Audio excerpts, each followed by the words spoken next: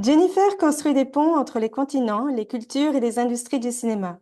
Productrice, consultante stratégique et experte des coproductions internationales, Jennifer Saba Imagine accompagne depuis plus de 20 ans des projets ambitieux à l'intersection de la création, du financement et du droit audiovisuel. Fondatrice de The CoPro Agency, Jennifer œuvre aujourd'hui au développement d'un cinéma indépendant capable de circuler à l'échelle mondiale, entre l'Europe, l'Amérique du Nord et la région Swana. Derrière chaque film, Jennifer défend une conviction forte. Les grandes histoires naissent souvent des collaborations les plus audacieuses. Bonjour Jennifer, merci d'être avec nous pour Legacy in Motion. Bonjour Corinne, je suis ravie d'être avec vous et avec toi et de te retrouver.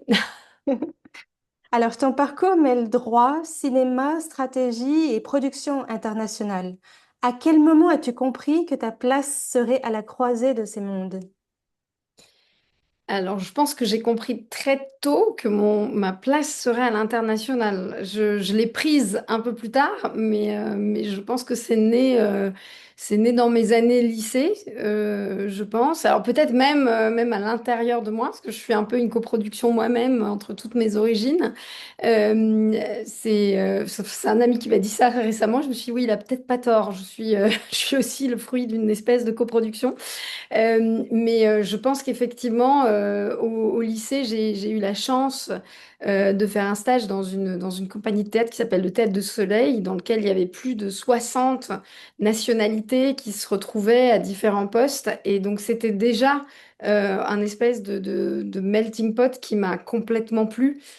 Toutes ces langues, ces cultures, ces différentes visions, ces différentes histoires de vie, ces différentes perspectives, c'est quelque chose qui a tout de suite été une évidence et sans franchement le vouloir, mais en cheminant, je suis tombée que après sur des collaborateurs qui incarnaient ça.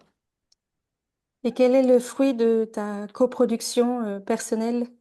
Alors, le film à coproduction personnelle, waouh, il y a pas mal. Il y a de la région du Levant, il y a du Maroc, il y a de la Roumanie, il y a de la Moldavie, il y a un peu de France quand même. Et effectivement, voilà, il y a toutes ces cultures qui se mêlent. Et mes parents étaient déjà eux-mêmes mixés, donc je pense que ça a fait que j'avais naturellement une ouverture un peu vers l'Europe et le nord de l'Europe et un peu vers le sud et le Moyen-Orient. Et tu es née où? Je suis née à Paris, par Ah. contre. Voilà, je suis née à Paris, qui est aussi une ville multiculturelle quelque part. Mais c'est vrai que j'ai très vite eu envie d'aller voir ailleurs ce qui se passait. Après, peut-être qu'il y a aussi une dimension, c'est que mes parents travaillaient dans l'aérien, même si eux-mêmes avaient des parents artistes. Donc, je pense que moi, j'ai fait le bridge, voilà, entre les deux.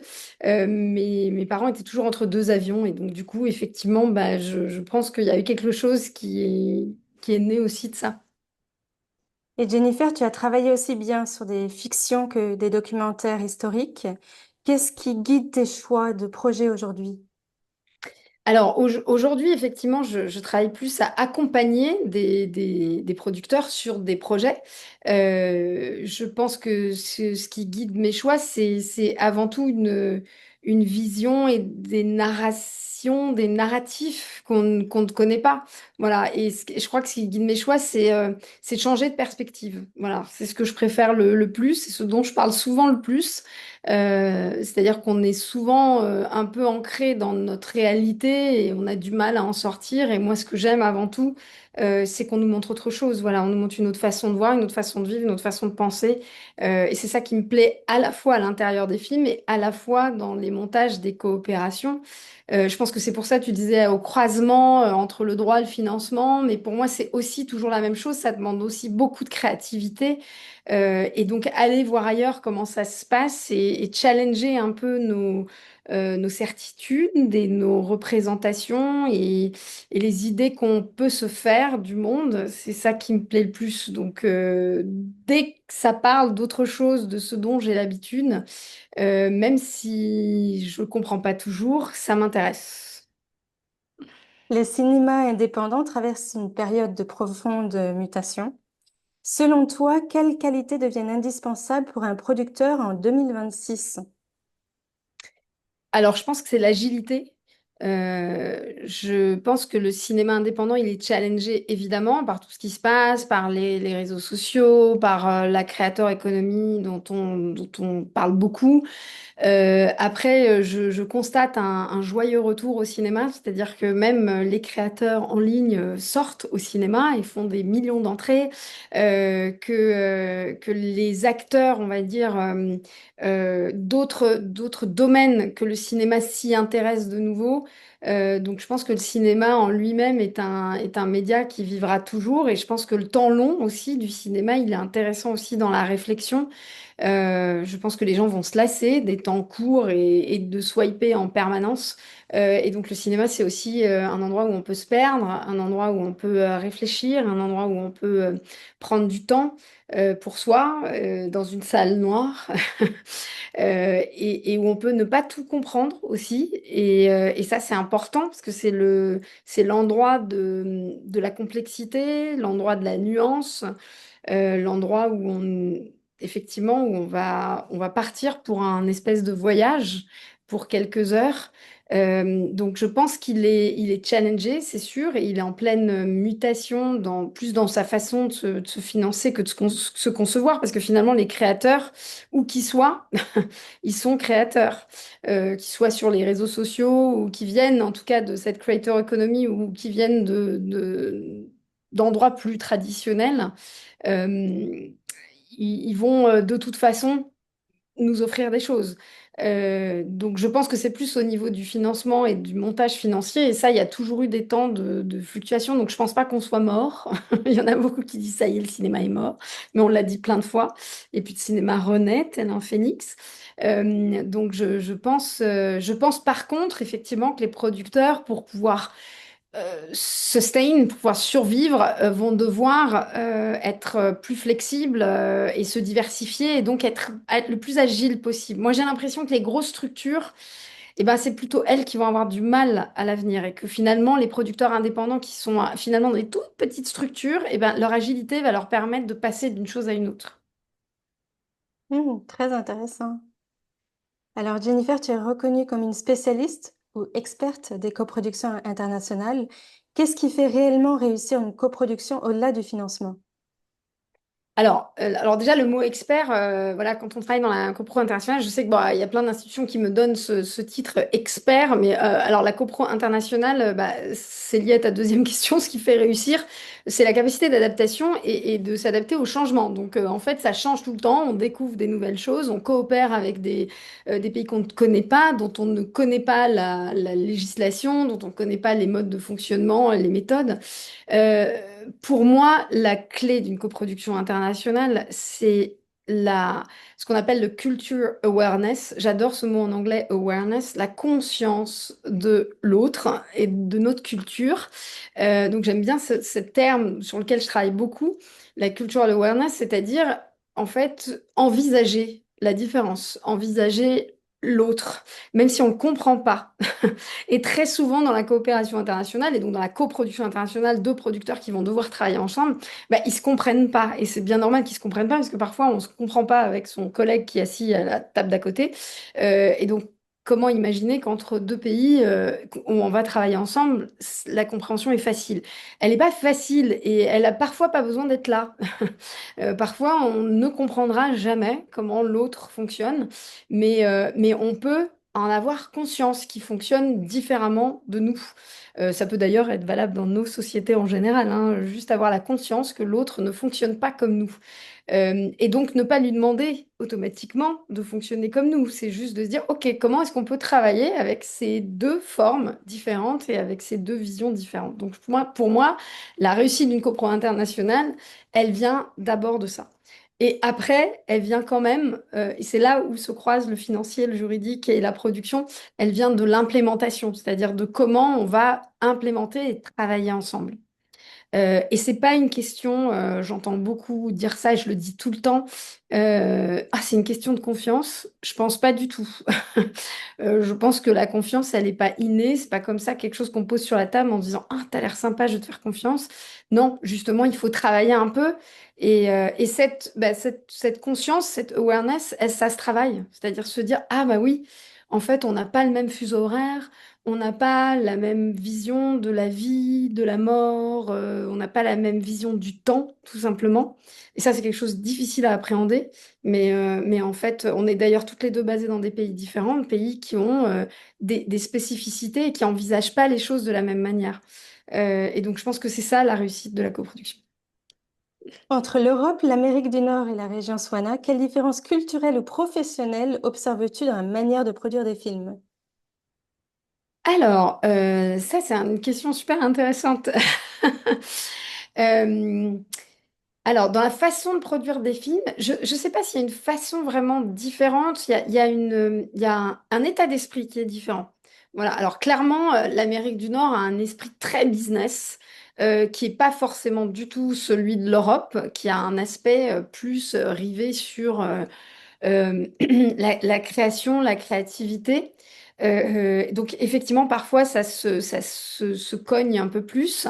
Les différences fondamentales, elles sont liées aussi aux histoires des territoires, on va dire.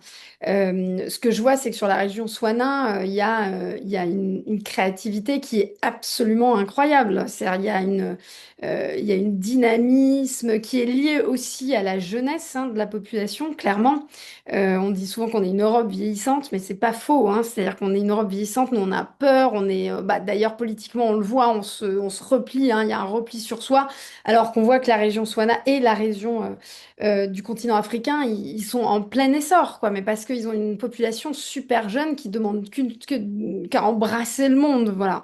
Donc c'est vrai qu'en termes d'état d'esprit, on a une tendance à être un peu, nous, négatifs, un peu focus sur les problèmes, alors que eux ont une tendance à être vraiment solution-driven aussi par leur histoire, par ce qui se passe, par les difficultés qu'ils ont pu rencontrer, les conflits, les difficultés. Donc ils ont un côté comme ça, toujours on rebondit, on solutionne, etc. Ce qui est un peu d'ailleurs la mentalité nord-américaine aussi. Et la mentalité nord-américaine, oui, c'est le côté business, le côté investissement. Ils ont l'habitude de l'argent privé. On a l'habitude, nous, d'être subventionnés. Donc, voilà, il y a beaucoup de choses. Après, sur la fabrication même, je pense que c'est à peu près le même process. C'est sur la production physique d'un film. Je pense que c'est à peu près le même mode opérationnel. Voilà. Et quels sont aujourd'hui les principaux défis au niveau juridique et stratégique auxquels les producteurs indépendants font face? Alors, au niveau stratégique, je pense qu'effectivement, il y a des plaques tectoniques qui changent. C'est-à-dire qu'il y a justement, en tout cas pour les producteurs européens, et donc toute une partie du monde qui s'est plaquée sur l'aide européenne, qui fonctionne beaucoup avec les subventions. Alors là, effectivement, il faut intégrer d'autres partenaires, de nouveaux partenaires, donc des partenaires de financement privé qui, eux, ont une autre dynamique et qui, eux, veulent plus de clarté, plus de transparence, qui veulent comprendre ce que le film va rapporter. Donc là, il y a cette notion qui parfois est difficile en Europe sur ce que rapporte un film. Donc là, effectivement, ça touche à, ah, mais alors mon film est un produit. Bah, il peut être quelque chose de très qualitatif et de très artistique et en même temps, oui, être quelque chose qui rapporte. Et donc, du coup, il va falloir parler chiffres. Donc ça, je pense que c'est ça qui change un petit peu au niveau stratégique. Au niveau légal, évidemment, on n'a pas parlé encore de l'IA, mais il y a plein de challenges qui arrivent. Donc, effectivement, va y avoir beaucoup de choses à implémenter, à sécuriser. Je pense que ça demande aussi de la régulation.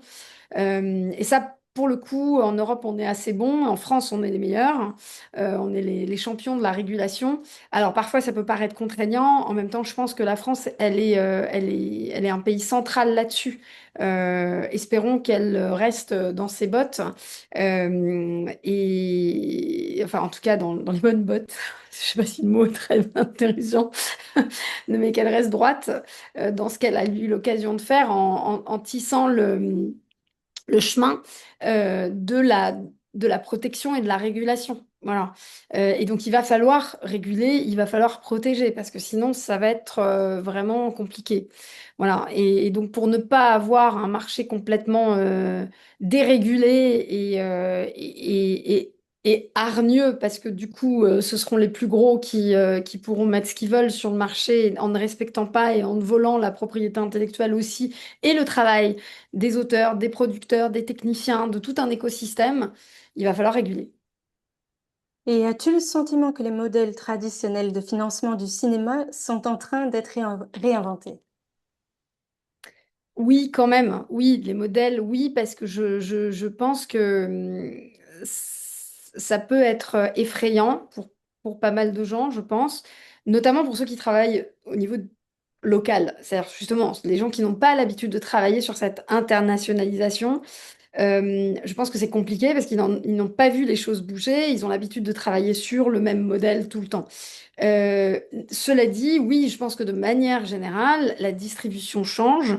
Les producteurs vont être amenés à travailler aussi sur des modes de distribution par eux-mêmes, c'est-à-dire sur des plateformes. On voit le cinéma itinérant revenir, on voit plein de modes de financement participatifs aussi, et puis de modes de financement qui intègrent aussi toutes les nouvelles technologies avec la tokenisation, avec les NFT, etc. Donc effectivement, c'est d'autres capacités, d'autres compétences qui sont demandées. Après, je pense que voilà, tout le monde peut s'adapter. C'est-à-dire que les producteurs, ils ont déjà beaucoup sur leurs épaules. C'est des gens qui ont des compétences qui sont dingues, hein, qui passent de l'artistique au financier, au légal, justement, au RH, au management, à la logistique. Donc, il faut en plus, voilà, maintenant des compétences d'ingénierie financière et d'ingénierie informatique. Donc, ça commence à faire beaucoup. Mais il va falloir du monde pour travailler avec eux. Par contre, oui, je pense qu'il va falloir encore une fois, de la flexibilité et de l'agilité dans la mise en œuvre. Alors, à travers The CoPro Agency, tu accompagnes de nombreux producteurs. Quelle est l'erreur la plus fréquente que tu observes chez les talents émergents? L'erreur la plus fréquente, c'est une très bonne question aussi. Euh, je pense que c'est le manque de préparation. Le manque de préparation et le manque de temps de réflexion. Ce qui est un peu normal parce que je pense que dans ce métier, on est beaucoup dans l'opérationnel, c'est-à-dire on est beaucoup sur le terrain, beaucoup dans l'urgence. Donc en fait, quand on se pose, on a l'impression que tout s'écroule. Voilà. On a l'impression qu'on ne fait rien. C'est un peu ce qu'on appelle le biais d'action par ailleurs. Donc ça, c'est un métier qui est dans le biais d'action. C'est-à-dire il faut agir quoi qu'il arrive. Donc c'est pour ça qu'on dit souvent, d'ailleurs dans la coproduction internationale, bah, c'est la confiance. Parce que la confiance, hop, bah, j'ai confiance, hop, j'actionne tout de suite. Alors que bah, la stratégie, c'est aussi de prendre du temps, c'est de savoir dire non et c'est de savoir prendre le temps de préparer les choses. Et ça, c'est un peu ce qui manque partout, aussi bien au niveau créatif et surtout sur les producteurs. Et c'est un peu normal parce que leur vie n'est que pression. Donc c'est très compliqué quand on est tout le temps sous pression de s'arrêter et de dire je vais m'arrêter, je vais réfléchir et je vais prendre du recul et essayer de comprendre comment je pourrais mieux faire les choses. Et ça, c'est vraiment l'erreur qui est partout, à tous les niveaux d'ailleurs. C'est que on soit expérimenté ou pas expérimenté, c'est ce qui leur manque et c'est ce dont ils ont éperdument besoin pour que les choses se passent mieux après. Et aussi pour l'implémentation de leur line-up. Tu interviens également comme formatrice dans des programmes internationaux. Je te vois très souvent voyager. Pourquoi la transmission est-elle devenue une dimension importante de ta carrière? C'est un peu Alors, je naturel pense qu'elle l'a également, mais Ouais, je pense qu'elle l'a toujours été. J'ai toujours adoré avoir des stagiaires. J'ai toujours enseigné aussi. Enfin, ça fait très très longtemps que j'enseigne. Je pense que ça fait 15 ans que j'enseigne en professionnel. Mais j'ai toujours aimé ça. Je pense que ça va un peu avec ce partage, cette curiosité. Euh, J'aime bien découvrir. Alors, j'aime aussi, c'est vrai que ça renforce, c'est-à-dire voir les étoiles briller dans les yeux des jeunes participants, c'est quand même génial. Ça nous rappelle nos propres étoiles. Donc, moi, ça a toujours été quelque chose que j'ai aimé faire. Et puis, je pense que transmettre, c'est partager. Donc c'est quelque chose qui me convient parfaitement. Et je pense qu'à un moment, justement, de ma carrière, ça a été hyper important d'arrêter d'être, j'avais la sensation d'être trop dans l'opérationnel, moi, justement. Et j'étais assez bonne, il faut le dire, ouais, sur ce moment, de prendre ce moment, de regarder et stratégiquement, de réfléchir et de mettre les choses en place. Et je me suis dit, bah, tiens, pourquoi je partagerais pas ça avec les producteurs? Parce que je pense aussi les producteurs, ils ont beaucoup sur leurs épaules et ils ont beaucoup de chapeaux. Et on peut pas tout faire. Et ça, je pense que c'est aussi peut-être une erreur qui est qu'à mon avis, le métier devrait être aussi un peu, pas cloisonné, mais en tout cas, qu'il devrait y avoir plus de, comment dire, plus de branches ou en tout cas un métier qui devrait se partager en fait parce qu'effectivement c'est très compliqué d'être à la fois sur le créatif, le légal, le financier et tout le monde veut être sur le créatif en fait. Voilà. Alors non pas que j'aime pas du tout, j'aime pas le créatif, c'est pas du tout ça parce que du coup j'ai aussi des workshops sur lesquels je fais du développement. Mais je pense qu'à un moment donné il faut savoir ce qu'on aime le plus et sur ce sur quoi on est bon. Et moi, j'étais bonne à ce marathon. C'est-à-dire, voilà, j'ai pas, je suis bonne en sprint, mais je suis meilleure en marathon. Quel conseil Je parle donnerais-tu? à une marathonienne en plus ou une sprinteuse, je ne Ouais, sais plus, sprinteuse. mais Je suis sprinteuse, meilleure oui. en sprint, mais j'ai besoin d'apprendre du Ah ben marathon. voilà, voilà. Donc, je te parlerai d'une coproduction après. Oui. Alors, Jennifer, quel conseil donnerais-tu à une jeune productrice ou un jeune producteur qui souhaite développer une carrière internationale sans perdre son identité artistique? Alors, je pense que justement, c'est parce qu'il ira à l'international qu'il perdra pas son identité artistique. Je pense que ça renforce. Donc, le conseil, c'est de se lancer, c'est d'y aller, c'est d'essayer de faire un premier film.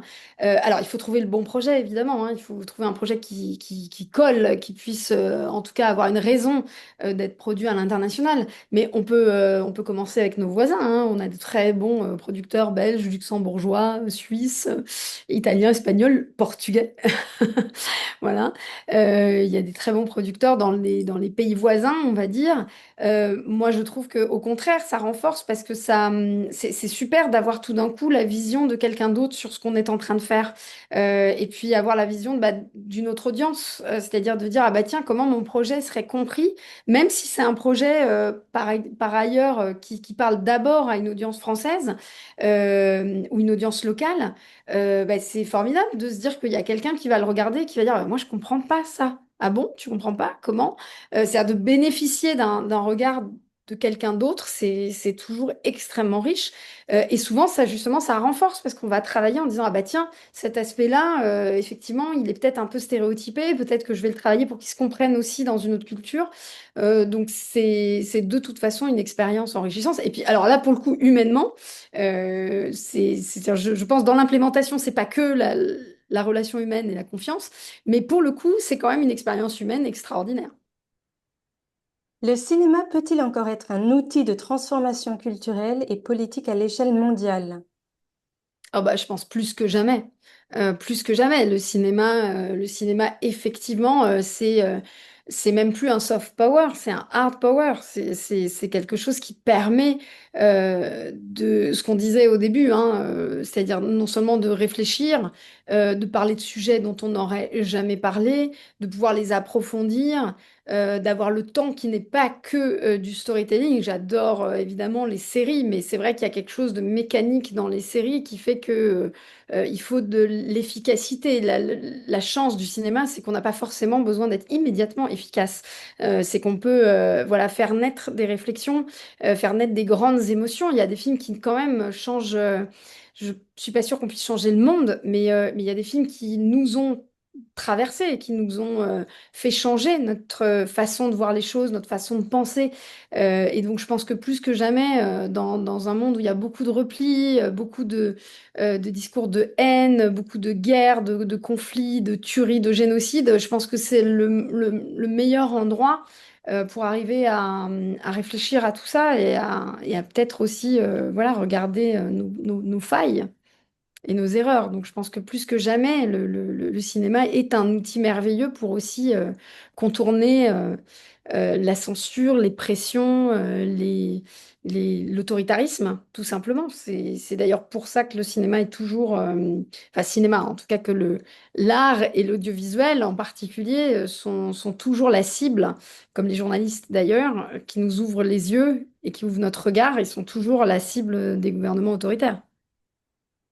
Parmi les projets auxquels tu as participé, y en a-t-il un qui a profondément changé ton regard sur ton métier? Oui, il y en a deux, plus précisément. Deux parce que j'ai des participants qui viennent de zones de guerre, justement. Donc c'est un dans les pays de l'Est avec des participants ukrainiens et puis un en Jordanie, le Arab Production Lab et le programme Change, et un en Jordanie où j'ai des participants de Palestine. Et c'est vrai que avoir des participants dont c'est le quotidien, ça change quand même notre regard sur en général, hein, notre regard sur la vie et sur la façon, oui, dont on fait ce métier. Parce on est quand même assez loin de leur réalité, qu'on les laisse repartir dans leur réalité, et qu'ils changent complètement notre perception, du quotidien, des choses, de la façon de faire aussi, parce ils ont pas le choix. Voilà. Et donc, du coup, ils sont obligés de faire avec la situation dans laquelle ils sont, et en même temps avec toujours ben, de l'espoir, de la joie de vivre et des solutions, voire un humour extraordinaire. Voilà, enfin, récemment, j'avais un participant libanais qui est absolument voilà, renversant parce que toujours rivé sur les solutions et l'humour dans n'importe quelle situation. Donc ça nous donne non seulement une leçon de faire et une leçon de vie. Quelle résilience. Exactement. Ouais, ça, je pense que le mot leur appartient, pour le coup. Comment préserves-tu l'équilibre entre ambition artistique et réalité économique dans des projets complexes et multi-pays?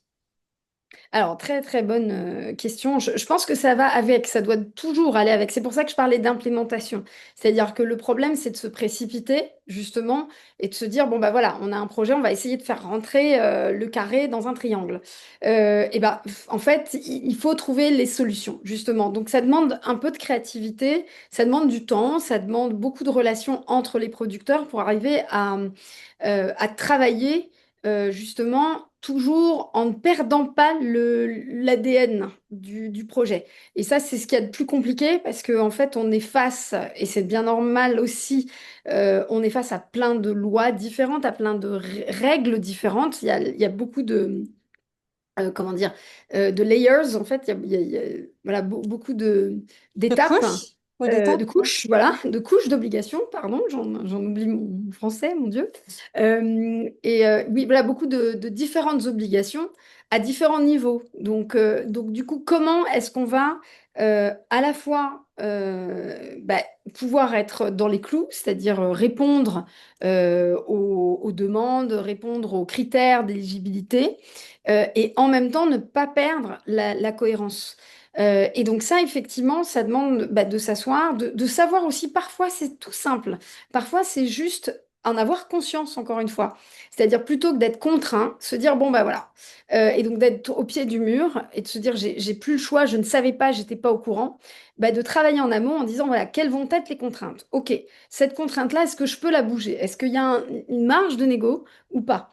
Et quand il n'y en a pas, se dire, bon ben voilà, il n'y en a pas. Donc là, on n'a pas le choix. Là, c'est effectivement soit un gros compromis, soit un sacrifice. Mais bah, comment, du coup, je contrebalance? Voilà. Où est-ce que je vais travailler pour que ce soit un tout petit peu plus agréable de l'autre côté? Voilà. Vu que là, je ne peux rien faire. Voilà. Et puis, il y a toujours des moyens hein, de contourner, de faire. C'est en ça, je crois que voilà, les participants qui viennent de territoires où c'est tellement complexe que eux, ils ont tout le temps l'habitude de faire ça, parce que toute leur vie est un enfer. Donc évidemment, le contournement, c'est leur façon de faire. Voilà, c'est devenu la norme. Nous, c'est pas la norme, donc on a du mal à contourner, à se dire, ah bah alors attends, est-ce que je pourrais pas passer par là, en même temps remettre ça et mettre un peu de ça? Mais effectivement, il faut toujours avoir un œil sur ce qu'on veut dire. Je pense que l'essentiel, c'est d'être fidèle, et là, je vais prononcer le mot que je préfère, qui est l'intégrité, mais c'est de respecter l'intégrité de l'œuvre qu'on a, c'est-à-dire de dire qu'est-ce qu'on voulait dire au départ. Est-ce qu'on est toujours dans les clous, en fait? Voilà. Et ça, c'est le plus important, c'est-à-dire de dire, voilà, quelles sont les choses qui sont pas négociables dans l'intérêt du projet. Et il y en a toujours qui sont pas négociables. Le reste, bon, bah, il va de falloir trouver. Voilà, trouver les aménagements. Et les aménagements, ils se trouvent. Mais ça demande parfois un petit peu de temps pour ne pas trahir ce qu'on avait envie de faire et de dire au départ. Quel héritage souhaites-tu laisser à travers ton travail, Jennifer? Waouh, c'est hyper compliqué ça, mon Dieu. Quel héritage? Bah, j'ai renoncé le mot intégrité. Je pense que ça, je pense que c'est la chose sur laquelle, parce qu'on a parlé de The Copro Agency, mais on n'a pas parlé de Big Sister. Big Sister, c'est la société dans laquelle je travaille depuis des années et le partenariat le plus cher qui m'est à cœur avec Jihan El Tari, qui est une réalisatrice de documentaires et avec laquelle je travaille depuis plus de 17 ans. Et je crois que ce qui définit Jihan, c'est l'intégrité. Et je pense que ça, on l'a en commun. Je pense qu'elle a terminé de me le transmettre. Il devait y avoir une petite plante qui poussait et elle m'a fait des intraveineuses de ça. Et je pense que ça, oui, je pense que l'intégrité, c'est ce qu'il y a de plus important pour moi. C'est-à-dire de ne pas trahir sa propre parole et de pas trahir ce qu'on veut faire et l'essence de ce qu'on veut faire. Donc je pense que ça, je dis pas que c'est facile hein, et que j'y arriverai. Donc si j'arrive en tout cas à ce que ce soit une legacy, comme tu dis, à léguer ça, je pense que ce sera ouais, une chose hyper importante parce que je pense qu'à la fin, c'est qu'est-ce qu'on a envie de raconter et qu'est-ce qu'on a envie de dire et qu'est-ce qu'on a envie de défendre. Et ça, si on n'a pas envie de trahir ce qu'on a envie de défendre, ça me paraît le plus important. Le reste, on peut aménager, on peut s'arranger. Quand tu regardes le chemin parcouru, qu'est-ce qui te rend la plus fière aujourd'hui, Jennifer? Alors, la plus fière aujourd'hui, je pense que c'est d'être exactement là où je suis et de travailler avec les gens avec lesquels je travaille et d'avoir remis l'international vraiment au cœur de mon activité. C'est ce qui me rend le plus heureuse parce que c'était pas évident, qu'il y a eu des moments dans ma vie aussi où j'ai cru que je n'allais jamais pouvoir y arriver. J'ai eu une maman effectivement très malade pendant des années et donc du coup ça me bloquait. Je ne pouvais pas aller là où vraiment j'avais envie. Et en même temps, j'ai l'impression que c'est elle qui m'a reconnectée à ça. C'est-à-dire que voilà, je l'ai accompagnée jusqu'au bout et je pense que dans cet accompagnement, ça a été concomitant. C'est-à-dire que j'ai retrouvé exactement la place que je voulais. À la fin de l'accompagnement, comme si elle m'avait redonné la main de ce qu'elle m'a d'ailleurs transmis. Enfin, mes parents m'ont transmis cet amour voilà, de l'autre, de la curiosité, des goûts, des autres territoires, des autres mondes, des autres univers. C'est quelque chose qu'ils aimaient tous les deux profondément et je pense que j'ai réussi à me reconnecter à ça. Donc là, là où je suis le plus fière, c'est d'avoir réussi ça. Voilà. Et donc de faire le cœur de ce que j'aime faire. Et enfin, qu'est-ce qui est encore en mouvement pour toi? Ah, très bonne question. Qu'est-ce qui est encore en mouvement? Eh bien, plein de choses hein, quand même, parce que je suis toujours en mouvement, ça c'est effectivement. Tes Euh, enfants? Voilà, oui, c'est ça, voilà, les enfants, ça c'est bien en mouvement, effectivement. Et puis je suis souvent en mouvement avec une valise aussi, donc oui, ça, j'ai souvent l'impression d'être en mouvement. C'est peut-être l'inverse en fait, hein. Qu'est-ce qui ferait que je pourrais me poser un peu? J'aime pas trop me poser, donc effectivement, je suis souvent en mouvement. Qu'est-ce qui est en mouvement? Ben, j'ai un gros challenge qui arrive, hein, qui va bientôt être annoncé. Voilà, je ne peux pas encore l'annoncer, mais il va être annoncé. Probablement au moment où notre interview sera diffusée. Mais j'ai voilà, un gros challenge qui arrive et ça, c'est vraiment en mouvement. Voilà. Mais en même temps, c'est au cœur de ce que j'aime faire et presque dans un retour dans la maison que j'aime. Voilà. Et donc ça va être ce qui va être en mouvement, en tout cas l'année prochaine, qui va être un grand, grand mouvement. Voilà. Eh bien, je n'étais pas au courant, donc c'est merveilleux. C'est la surprise. Voilà. Annoncé dans Jennifer, 2 jours. Donc voilà. est-ce que tu veux ajouter quelque chose avant de conclure ensemble? Ah bah, je crois que je veux déjà te remercier parce que tu fais partie aussi de ce parcours, parce qu'on s'est rencontrés dans nos premiers pas, je dirais, dans le métier. Donc j'étais ravie de discuter avec toi et de tes questions hyper précises. Et effectivement, t'as fait partie. C'est marrant parce que j'ai prononcé ce mot, intégrité, et je pense qu'on s'est rencontrés toutes les deux avec une grande productrice qui nous a formés, qui était Rosalind Deville. Donc je pense qu'il faut la nommer à la fin de Je vais. cette interview, voilà, Ouais. et qui, je crois, nous a également appris ça, voilà. Enfin, c'est-à-dire qu'elle était, elle, l'incarnation aussi, incarnation de ça, avec beaucoup d'humour et beaucoup de méthode. Et on a eu la chance de naviguer un petit moment aux côtés de ce grand capitaine de bateau. Et effectivement, bah, elle est encore très présente, moi, notamment dans mon classement. Voilà. Je me souviens voilà, des classeurs que nous avions partagés dans ces incroyables placards de classeurs de production. Et ça pourrait d'ailleurs être une erreur. Tu m'as posé la question, quelle est l'erreur des producteurs? Le manque de classement. Alors aujourd'hui, on classe tout sur nos ordinateurs, mais c'est à peu près la même chose. C'est-à-dire, je pense que je classe toujours mes dossiers d'ordinateur de la même manière que de Rosalind classait ces classeurs tous de la même couleur, avec une déclinaison de couleurs par film. Et elle nous refaisait faire les classements quand c'était pas exactement aligné, mais ô combien elle avait raison pour retrouver son chemin. Voilà. Et tu fais partie de ce chemin-là. Écoute, merci beaucoup. Moi, j'ai beaucoup d'émotions et en t'écoutant au sujet de ta maman parce que je vois un parallèle avec moi qui me suis arrêtée Ouais, pendant 10 ans pour mon père. Je dis waouh, et l'émotion m'est montée parce que ça ouais. résonne, c'est exactement pareil. Il y a une dimension universelle et ensuite l'intégrité, c'est ma valeur number one. Ah Quand bah, j'ai tu fait vois. l'échelle des valeurs, j'ai dit, il y a vraiment une résonance et Mm. un magnétisme, on attire un peu aussi Ouais, les. Et de Rosalind, c'était aussi, et Michel, la rigueur exactement. exceptionnelle. euh, Exceptionnel. Ah ben exceptionnelle. ouais, ouais. La rigueur, c'était une partition musicale.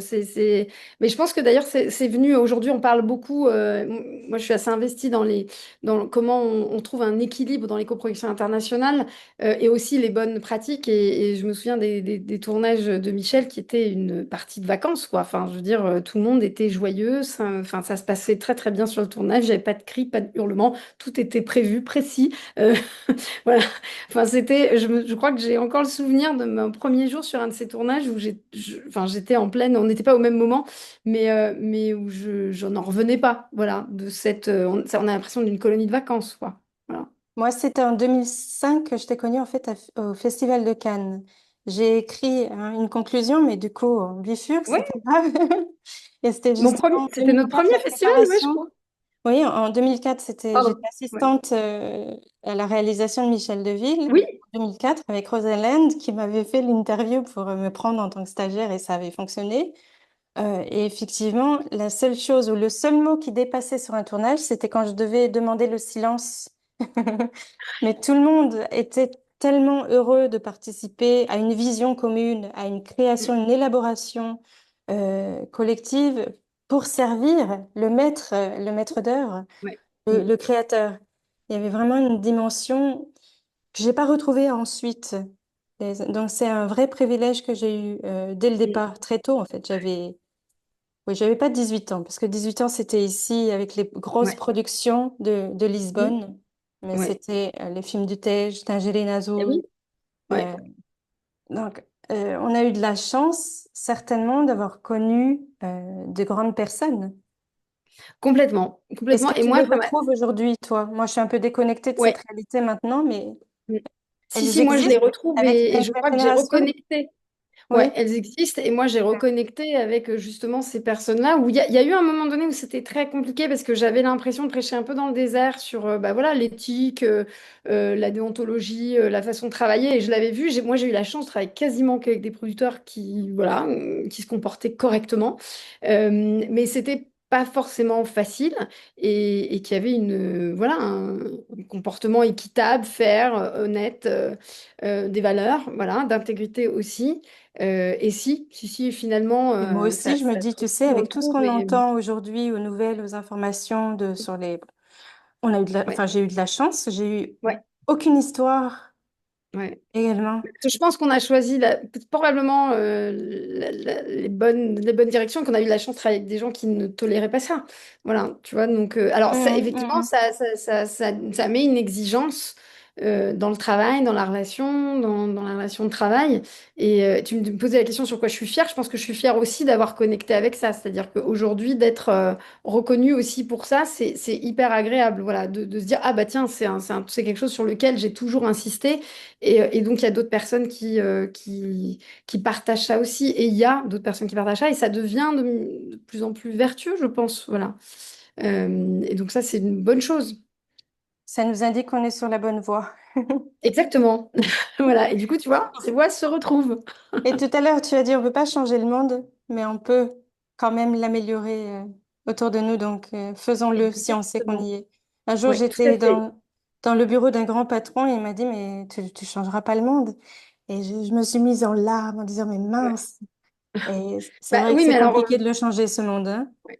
c'est compliqué de changer ce monde, mais finalement, c'est l'histoire du colibri hein, qui met sa petite goutte. Et je pense que, ben voilà, en même temps, si on démissionne tous, on risque pas de le changer. Mais moi, j'ai la chance. Alors peut-être que c'est en me reconnectant à l'international que j'ai trouvé les personnes qui me conviennent. Mais j'en rencontre plein. J'en rencontre plein qui ont cette envie de changer le monde. Et il y a plein de jeunes producteurs incroyables, jeunes et moins jeunes, qui ont cette appétence et qui ont envie de changer, en tout cas à leur niveau.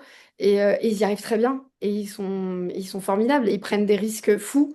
Voilà, ils bravent tous les dangers, la censure, les gouvernements autoritaires pour arriver à apporter leur petite contribution.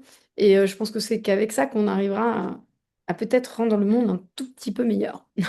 Le Et challenge est là. oui, et que ce soit dans toutes les industries. Et là, Ouais, ce serait parfait. ça ce serait parfait, exactement.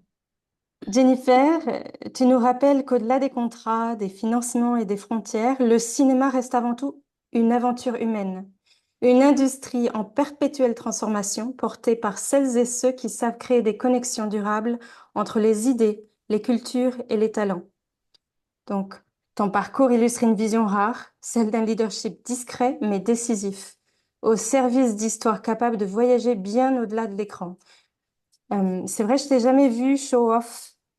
Toujours un leadership très discret. Et c'est quelque chose que Alors, j'admire beaucoup chez toi. Hmm. ouais, c'est hyper émouvant ce que tu dis. Alors franchement, voilà, ouais, ça me touche beaucoup. Bah, en tout cas, si, voilà, si c'est aussi quelque chose qui peut être une legacy, j'adorerais ça. Voilà, je trouve ça très, très beau ce que tu as dit. J'avais jamais entendu, mais leadership discret, c'est parfait. Et j'ai toujours les flashbacks et en fait cette dimension humaine qui résonne particulièrement avec mon propre parcours. Mhm. Quand nous nous sommes rencontrés au Festival de Cannes en 2005, alors que je faisais la promotion du film Un fil à la patte de Michel et Rosalinde Deville avec Unifrance. Donc, on dit Un fil à la patte de Michel Deville, mais il y avait Rosalinde qui a fait l'adaptation. Donc, pour moi, ce sera toujours Michel et Rosalinde Deville. Et en fait, 2 ans plus tard, grâce à ta suggestion précieuse, je présentais à mon tour mon propre Mhm. documentaire au Short Film Corner, Portrait de femme. Et je me souviens, tu m'avais dit, mais si, vas-y, c'est génial. Et en fait, ça a été un exemple parmi tant d'autres, hein, de ta capacité à repérer des talents, à ouvrir des portes et à accompagner les trajectoires avec générosité et conviction. Donc, à travers ton engagement, Jennifer, tu démontres que les J'adore. plus belles réussites du cinéma naissent souvent de rencontres, de confiance et d'un regard porté vers les autres. Comme tu l'as si bien dit dans l'interview, c'est un peu de l'anthropologie également, le Mais regard qu'on porte vers les j'allais autres. dire, je me souviens très très bien de ton film et ce regard magnifique que tu avais justement en tant qu'anthropologue toi-même, je crois qu'on partage ça. J'ai toujours adoré l'anthropologie et je me souviens très bien de ce film. Je me souviens de la gamme de couleurs et du visage de la danseuse que tu filmais au plus près. Et effectivement, tu avais une relation avec ce protagoniste, enfin cette protagoniste qui était vraiment unique. Eh bien, merci beaucoup, Bah, Jennifer, merci d'avoir à toi, été ici Corinne, merci. avec moi C'était sur un Legacy in plaisir Motion. d'avoir cette conversation ensemble. Et j'aimerais terminer sur ton visage. Voilà, merci beaucoup, Jennifer, d'avoir été ici avec nous aujourd'hui pour Legacy in Motion. Merci, Corinne.